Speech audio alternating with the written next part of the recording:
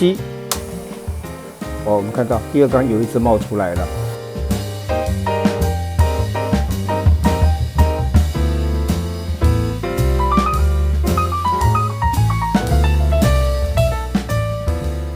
大家好，我是张大哥。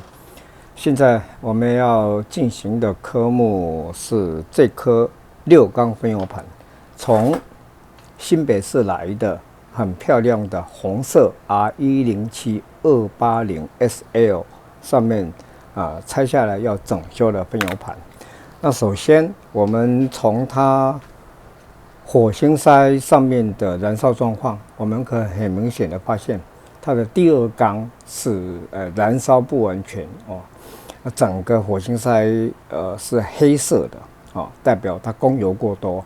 那其他的1、3、4、5、6哦，燃烧状况是还好。那为什么会有第二缸出油过多呢？我们现在来做一个故障检测，来了解一下为什么这颗分油盘哦，这部车子。它第二缸它的供油会是过多的。那这颗分油盘它是属于Bosch 的J 系统的喷射第一代，在1985年之前的分油盘。它的这颗分油盘的编号是93102。好，我大哥来做一个开机测试。我们现在看到这6缸6缸的供油目前都还没有出油，因为还没有供电这一缸是第二缸，我们来看一下大哥一供电的时候，其他的5缸都没有出油，只有第二缸出油。好，大哥开机我们看到第二缸有一只冒出来了，其他的5缸都是没有出油的。那什么时候才会出油呢？在我们引擎发动的时候，我们看到这样才会出油引擎有加吹油的时候，它才会出油。OK， 大哥把电源关掉也就是说引擎熄火。我们再来做一个测试。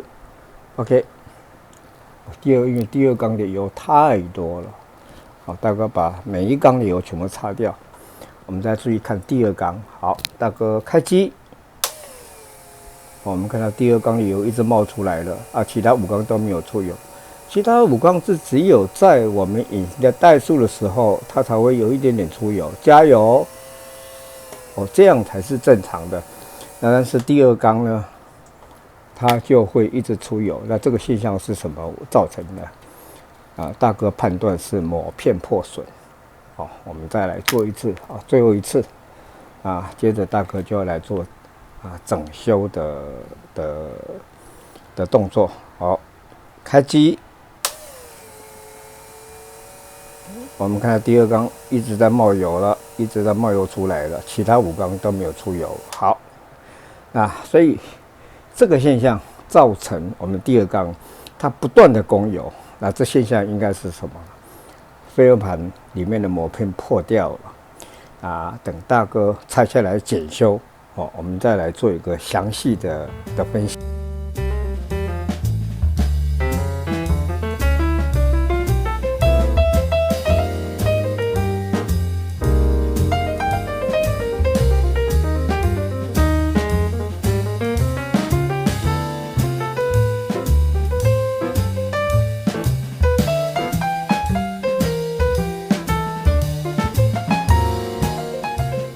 这一颗从新北市来的 R107-280SL 6缸分油盘大哥已经整修完成了。那在整修之前，我们看到引擎一发动第二缸就开始冒油。结果呢原因找到了没有？就跟大哥所预测的它膜片破损我们看到它的膜片破损在这个地方。那因为膜片破损造成漏油，那使得我们第二缸引擎一发动的时候，它就大量冒油，造成供油过多，燃烧不完全。那我们来检视一下它这个正确的工作状况是怎么样？好，大哥打开电源，我们看到第二缸它并没有冒油，每一缸都没有冒油，那只有在引擎加速的时候，我们看看，怠速或是引擎加速的时候，我们看到它就开始冒油了。那如果说它，大哥把这个油嘴把它擦干净。我们看现在还是在引擎发动供油当中。我们看到第二缸并没有跟故障之前一样一直冒油，它只有在怠速的时候会出固定少量的油。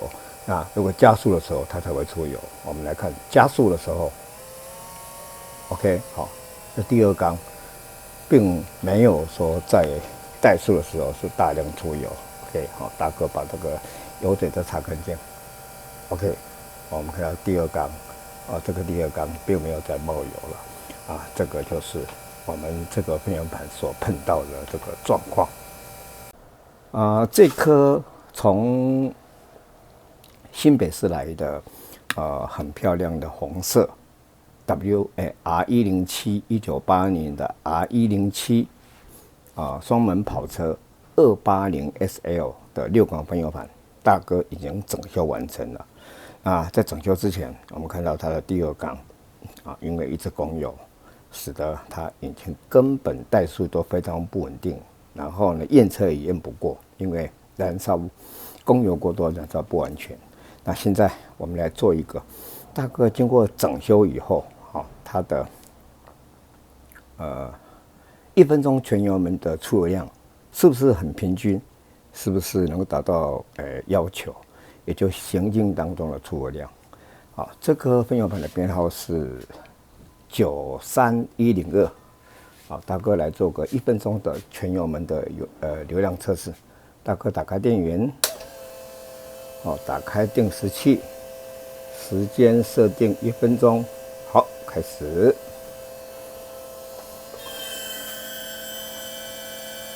我们现在这个测试主要是在测试它这个分油盘在行进当中的出油量，也就是系统的出油量，大概应该在170 mol 左右。那我们要求它越平均越好，那这会绝对影响到我们在行进当中它的车子的马力。马力如果说供油过多，那燃烧不完全，耗油车子又跑不快。如果说供油过少，那当然马力一定不足，车子也不会跑。所以我们希望行进当中的出油量能够达到我们大概1分钟在170 mol 左右，而且希望它的误差值越低越好。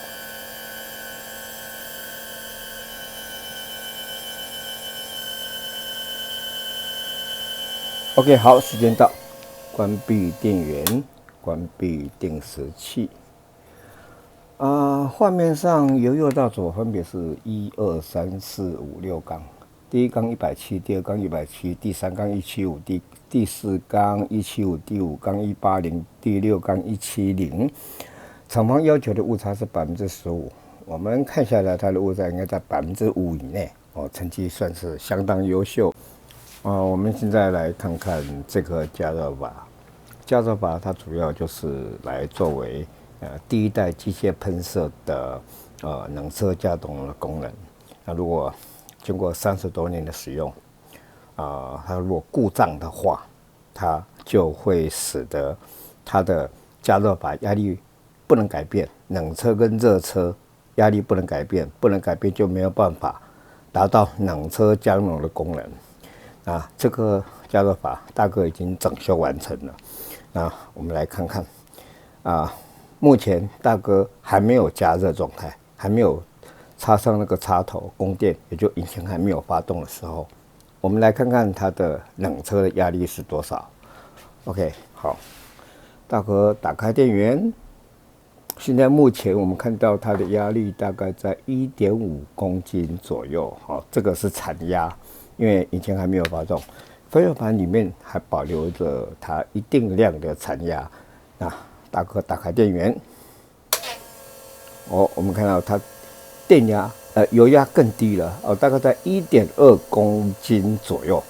那经过加热以后引擎发动以后，这个加热阀它开始供电，那里面的热金属使得压力改变，那就会有目前我们看到大概在1.2公斤左右，会升到大概在3.4公斤，借由这个压力差来达到油量改变的功能，这个就是加热阀的主要的作用等一下我们会看到，热车也就大概引擎发动3-5分钟之后，它压力大概会在3.4左右、3.5左右我们现在看到了这个东西是加热阀，因为第一代的机械喷射它并没有利用差压阀电脑来控制差压阀来产生它的那个压力差，使得达到冷车油气加浓的功能。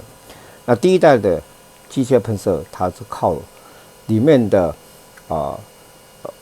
热金属我们加热引擎发动之后加热，使得它热金属来改变它的供油量，应该讲说是它的冷车跟热车的压力。那目前呢，我们先看到这个冷车引擎已经发动一段时间，大概在3-5分钟之后呢，它就达到一个稳定的状态，也就是说这个加热阀它已经加热完成，它压力呢达到了大概在3.4公斤左右3.4公斤左右，那它就不会再改变了。接着我们要进行的是这颗编号93102，从新北市来的 R107 280SL 的分油盘完修之后的第2阶段测试，10分钟的模拟怠速小油门的流量测试。那这个阶段的测试更重要，比刚刚的10分钟的全油门行进当中的出油量更重要。我们希望它的误差值越小越好因为它会绝对影响到我们怠速的稳定性。也就是说，我们现在侦测的是它怠速的时候的出油量是不是能够达到厂方的要求15% 以内。OK， 大哥打开电源，打开定时器，时间设定10分钟。好，开始。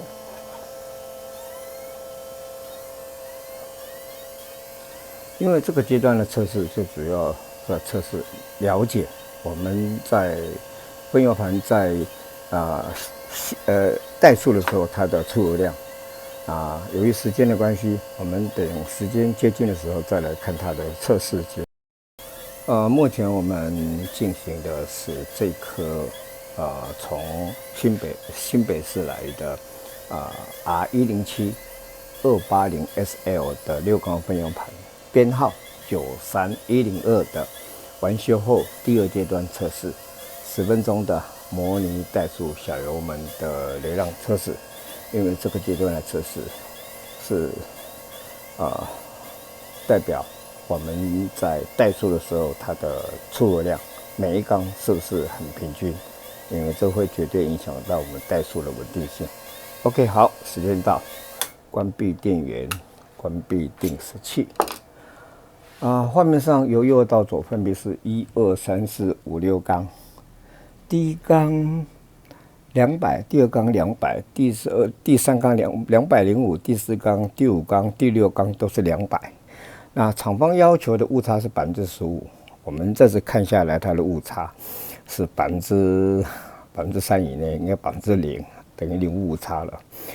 我们可以预见这部车子它的缸压是非常漂亮完全没有积碳，而且还在大概在10到12之间，还不到12 11.5吧。